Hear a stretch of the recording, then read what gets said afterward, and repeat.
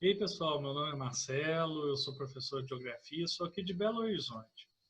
Vou fazer este vídeo e outros partindo de questões do Enem, questões que já foram aplicadas, e abordar as habilidades, as competências, os conteúdos que a prova do Enem exige de você que quer fazer uma boa prova. Então, vem comigo, presta atenção aí. Quais são os temas mais recorrentes do Enem? Os alunos, né, gostam de saber o que estudar. Então, a primeira dica, biogeografia é recorrente. Na prova de ciências humanas, na parte da geografia, muitas questões caem sobre biomas, sobre os domínios morfoclimáticos, sobre as paisagens naturais. E na parte das ciências da natureza, a prova de biologia, as questões de relações ecológicas, a ecologia também é muito abordada. Por isso que eu escolhi esta questão para fazer este primeiro vídeo. Observe o mapa. O mapa representa a distribuição das áreas áridas e semiáridas do planeta.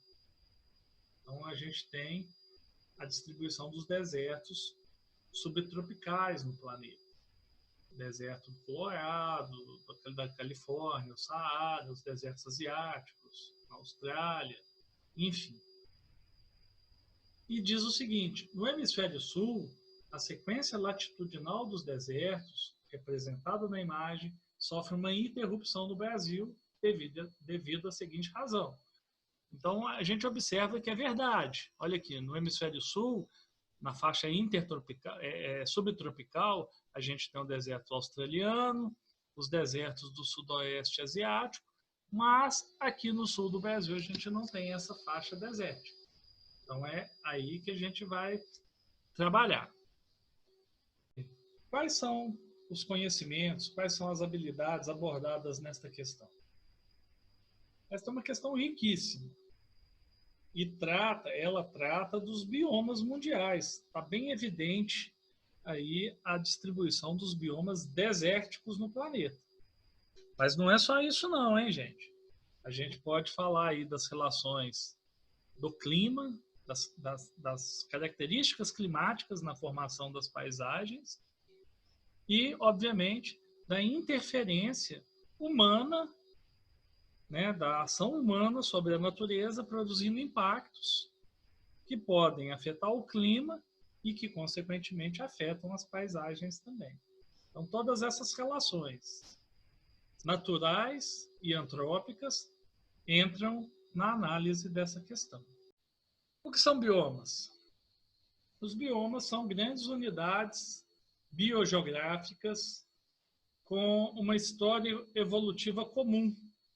Então, o que acontece? A gente tem grandes paisagens caracterizadas por suas vegetações originais. As florestas tropicais, as florestas temperadas, as florestas frias, as savanas, os campos, né, estepes e pradarias, e os desertos.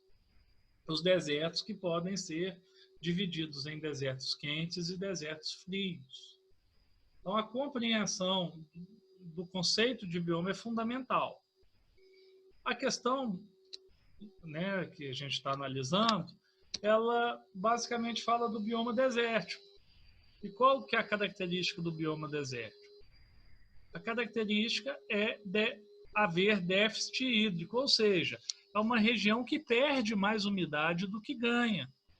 Você observa que os índices pluviométricos nas regiões desérticas são bem baixos. E a amplitude térmica é elevada ao longo do ano, inclusive a amplitude térmica diária também. Devido a essas condições extremas, as paisagens desérticas são bem típicas.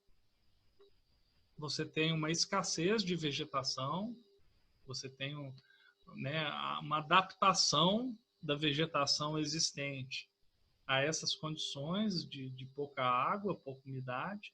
Então, você tem o predomínio de cactáceas. E na fauna, a gente tem uma diversidade pequena também, com destaque aí para alguns tipos de insetos, roedores, pequenos roedores, répteis, que em sua grande maioria passam os dias nas tocas e saem somente à noite. Quais são os fatores que influenciam a formação e a localização dos desertos no globo? Observando o mapa, a gente já tem boas pistas, não é isso? A gente observa aqui nitidamente que os desertos, as áreas áridas e semiáridas, se alinham nas latitudes subtropicais. Mas não é só isso, não. Existem outros fatores. Um dos fatores que a gente não pode esquecer nunca é a atuação de correntes marítimas frias. As correntes marítimas frias atuam nas proximidades dos desertos. Olha que legal. A água fria, mais densa, evapora menos, libera menos umidade na atmosfera. A gente tem aqui a corrente de Humboldt no Peru, a corrente de Benguela, a corrente aqui da Antártica. São correntes que influenciam diretamente o clima das regiões continentais logo em seguida. Também aqueles desertos que estão longe dos oceanos. Então, o efeito da continentalidade também. Em geral, os desertos, né, que são caracterizados pelo déficit hídrico, eles são áreas de alta pressão atmosférica, ou seja, são áreas de saída de vento. E a gente tem também a atuação, a influência, né, melhor dizendo, das cadeias montanhosas.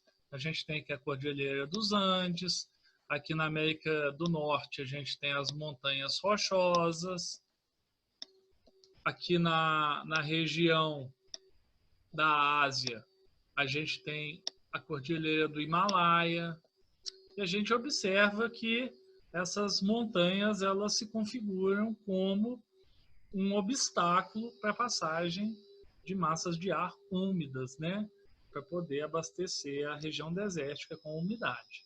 Então, basicamente, a gente tem 4 fatores importantes aí. O efeito da continentalidade do relevo, a atuação de correntes marítimas frias e a atuação das massas de ar seco. Então vamos retornar à questão, gente. Olha lá. Considerando esse mapa com a distribuição das áreas desérticas e semidesérticas, por que na região sul do Brasil, no território brasileiro, há uma interrupção dessa lógica da distribuição das áreas secas? Qual seria a alternativa dessas aqui que melhor explica essa interrupção? Seria a preponderância de altas pressões atmosféricas?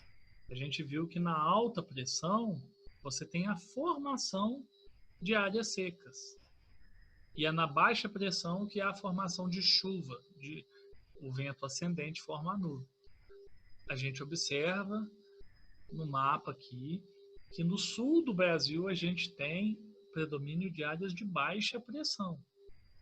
As altas pressões ficam sobre o deserto do Atacama. Seria o predomínio de correntes marinhas frias? Bom, quem atua no Brasil, no litoral brasileiro, são as correntes marinhas quentes. A gente não tem atuação de correntes frias, porque a atuação de correntes frias justamente ajudam, né, a formação de áreas secas. Elas acontecem no litoral oeste da América também. A existência de superfícies de intensa refletividade, o que seria isso? Bom, entendo isso como superfície ou gelo, que reflete bem, né, a radiação solar, ou sem vegetação, rochas, areia, superfícies que refletiriam melhor a radiação que chega na superfície. Na região sul do Brasil, a gente tem 2 biomas predominantes. A Mata das Araucárias, o domínio das araucárias, e o domínio das pradarias. Nenhum dos dois oferece essas áreas uma intensa refletividade. Então, também não é essa alternativa. A ausência de massas de ar continentais, no Brasil atuam duas massas continentais, a equatorial continental e a tropical continental. A equatorial continental, inclusive, é uma exceção, cai muito em prova também, por ser uma massa continental e ser úmida, né? Diferentemente da tropical continental, que é seca. Então, as massas equatoriais são quentes, as massas tropicais são quentes. Então, no Brasil existem 4 massas de ar quente atuando no nosso território, mas apenas uma seca, que é a tropical continental. Então, a resposta da questão é a letra E, influência da umidade das áreas florestais. São os famosos rios voadores, né?